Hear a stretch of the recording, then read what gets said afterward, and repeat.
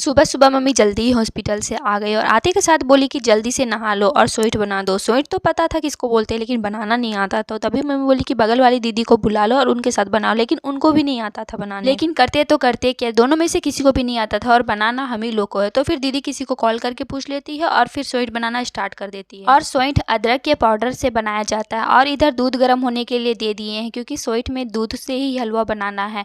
तो स्वीट का हलवा जैसा बना के तैयार कर दिए हैं और खुशबू भी अच्छा आ रहा था। अब पता नहीं बना कैसा है। और स्वीट उसको दिया जाता है जिसका न्यू बेबी होता है। तो ये स्वीट मेरी देवरानी के लिए बन रहा है। और उसके बाद मेरा काम खत्म हो जाता है, तो अपना खाना खा लेते हैं और फिर मम्मी पापा भी खाना खा के निकल जाते हैं हॉस्पिटल के लिए। आज मेरी देवरानी को हॉस्पिटल से छुट्टी मिलने वाला है और फिर जो स्वीट बचा हुआ था उसको मम्मी बोली थी रेंटर लोग में बांट देना। तो सभी को बांट देते हैं, तभी बाहर में कुछ बेचने वाला आता है। लड़की लोग शानवी को लेके बाहर आ जाती है और उसको ये रैबिट दिखा देती है और ये रैबिट देखने के बाद उसको छोड़ने ही नहीं लगती और फिर क्या हमको इसको खरीदना ही पड़ता है। और यहाँ पे जितना भी सामान है सारा कुछ 50 रुपया में दे रहा है। शानवी के लिए रैबिट खरीद देते हैं और वाकई में वह रैबिट बहुत ज्यादा क्यूट था, हमको भी बहुत ज्यादा पसंद आ रहा था, इसलिए शानवी के लिए रैबिट खरीद देते हैं। और तभी शानवी के पापा ड्यूटी से आ जाते हैं। आते के साथ अपना कार तुरंत निकाल लेते हैं, क्योंकि हॉस्पिटल से छुट्टी हो रहा है तो इसी कार में लेके जाएंगे गाँव।